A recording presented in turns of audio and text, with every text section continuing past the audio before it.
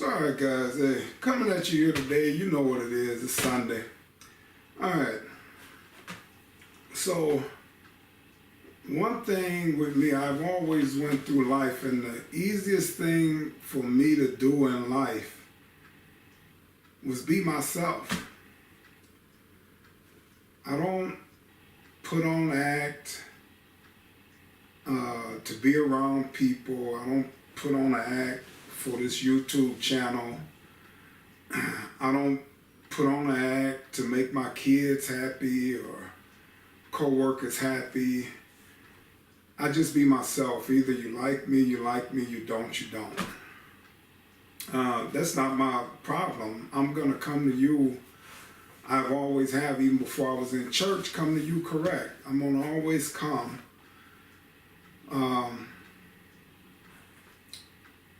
Man, with a good attitude, that's just who I am. I used to joke all the time. People say I joke too much, so over the years, I've got away from that. I still joke a little bit, but not as much, you know, because you joke, sometimes you offend people. And some people, a lot of people just can't take joking, so you know, I kind of got away from that over the years. I still find myself doing it every now and then. I mean no harm by it, but you know, I remember when I met my wife, she told me, she said, you joke and laugh too much. I said, no, you just don't laugh enough. You know, been around all these people that take life, I mean, I take life very seriously, but it's a time to be serious, and then it's a time, it's right in the Bible, it's time to laugh, time to cry, time to live, time to die. You know, it's a time for everything. So, you know, if I'm around a woman that I like, I'm gonna joke and laugh and try to have fun. So now she jokes more than I do, you know, so I have to bring her out of that. But I'm coming here today, and I just want to look at, like, do you ever look at situations that you was in and you actually had to pray, God, get me out of this situation? Knowing you're in a bad situation, something bad about to go down, and there's nobody around, police, friends, bystanders, nobody around that can get you out of this situation but God. Nobody else. Well, I was put in a situation like that once. My wife's old job where she worked, they was having a conference. So it was up by Wisconsin Dells. So, you know, the new cars, Charger, you know, it's got the GPS screen, and you know, I like to fish. So, well, I'm like, well, while she's at the conference, I like to catfish, you know, big poles, you know, 3 poles, you know, you gotta have a net, you know, you gotta have a bucket to put them in, you know, you got all this baggage to get to the riverbank to fish. So, I'm like, well, while she's at the conference, because up by the Dells, they have those big boats that, you know, run up and down the river for the Dells, whatever, the river ducks or whatever, you know, and then there's people in boats fishing, speeding, having fun, doing whatever. So I wanted to just find a nice secluded place along the river to fish, you know, better for catfishing, you know, not all the, you know, the waves and the noise in the water. So people swimming, everything up by the Dells. And so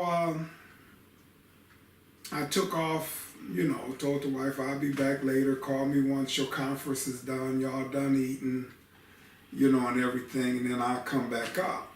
So I got in the Charger, and I, you know, just driving down roads, you know, and you could see the river, you know, sometime I would lose it. Then I drive back, you know, towards the river, find a road that I could get along the river, trying to find a place to fish.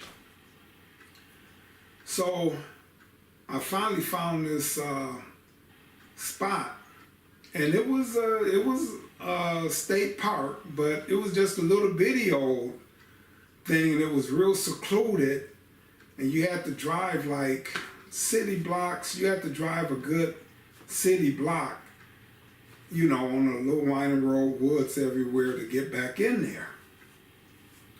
So, you know, it's out in the county, it's rural, and as I'm coming down the road, you know, I see a couple of farmers, you know, they out farming, they look, you know, so see people seeing me pulling off in there.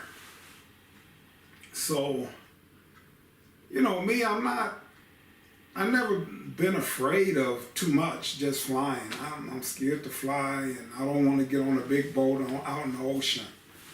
Hats off to the people in the Navy that's up on the, man. But anyway, I'm not afraid of too many things, you know, men, or, you know, I mean, I've said it before, I'm not bad. It's just the way I am, the way I carry myself. I'm just not afraid of too much. Afraid to fly though, guys. I ain't getting in nobody's plane unless I have to. But, and I will take care of the Lord Jesus with me at that time. I know he'll be there protecting me, but I'm not trying to get on nobody's plane. So anyway, I pull off in there, and you know, I got concealed carry, so I got my gun, you know. I left it in the car because I'm at the fishing bank. I ain't trying to bother nobody. It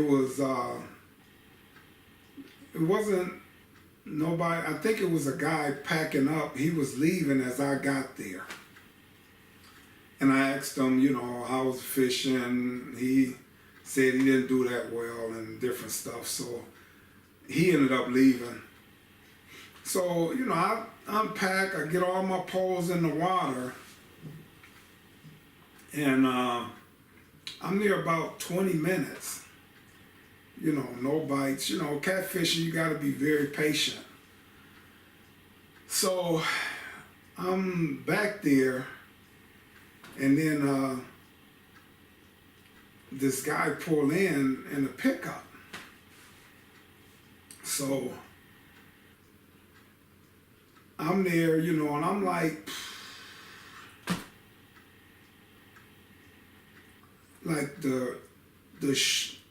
the parking lot to where the riverbank is where I was fishing was about 4 or 5 car lengths. You know, I'm not good at measuring how far that is, but about 4. It wasn't far from, you know, where the parking lot was.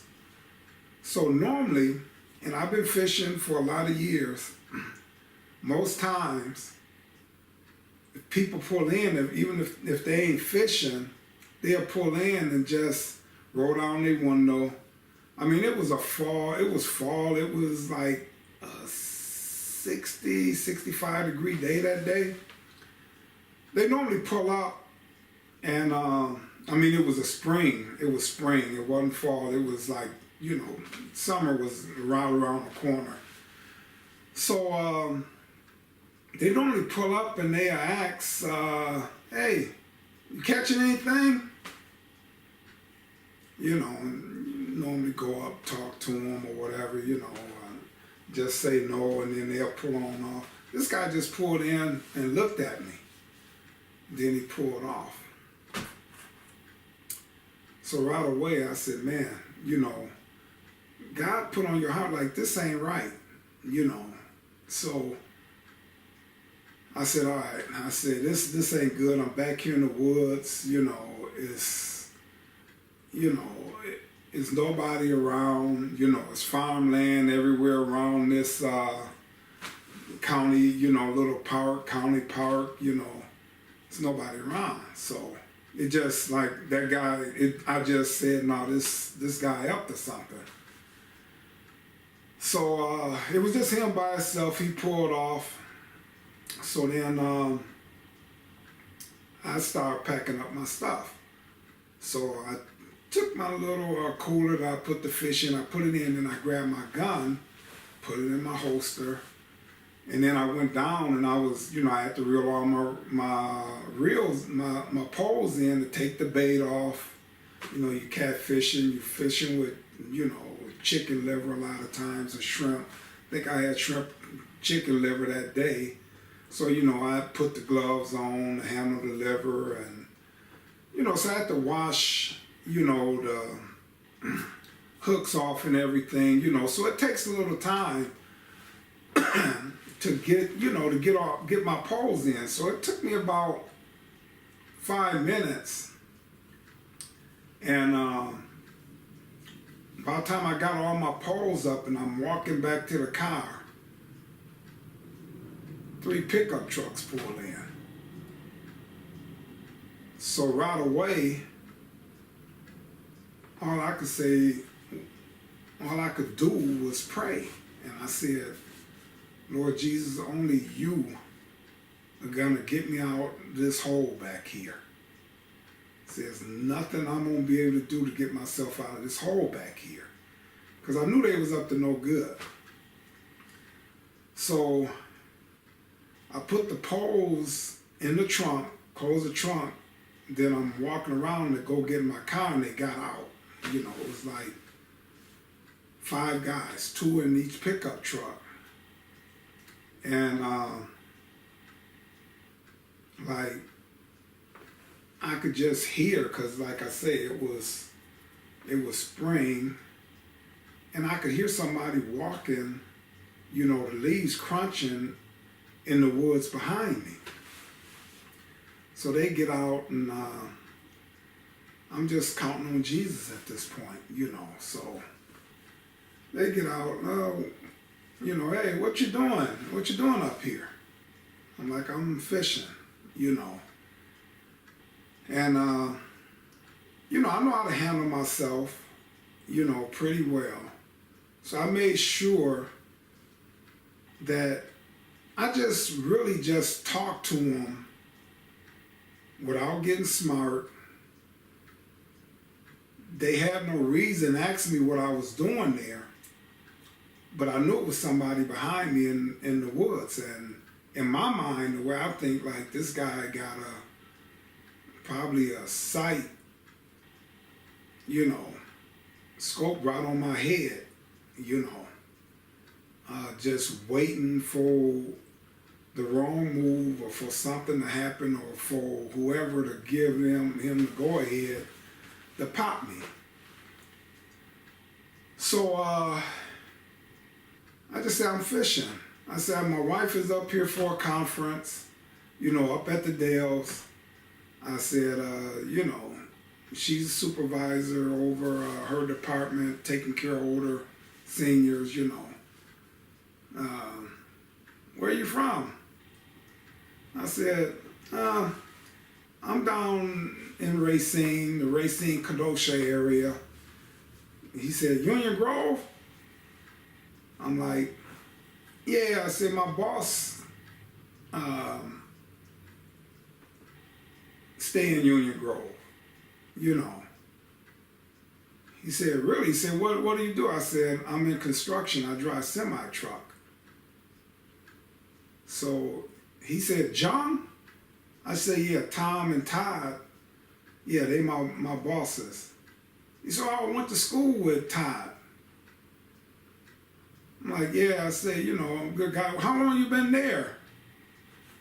I think at this time I had been there maybe 15, about between 13 to 15 years.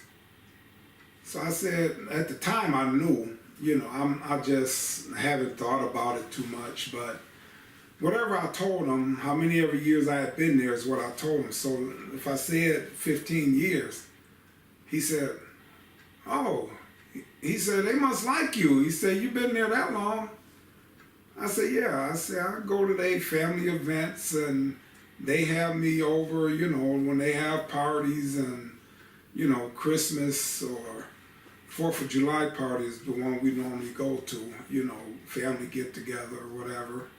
And I said, yeah. I said, I go to different events that they have, And he said, oh, He said, yeah, I went to school with Todd. And then he said his name. I told him my name.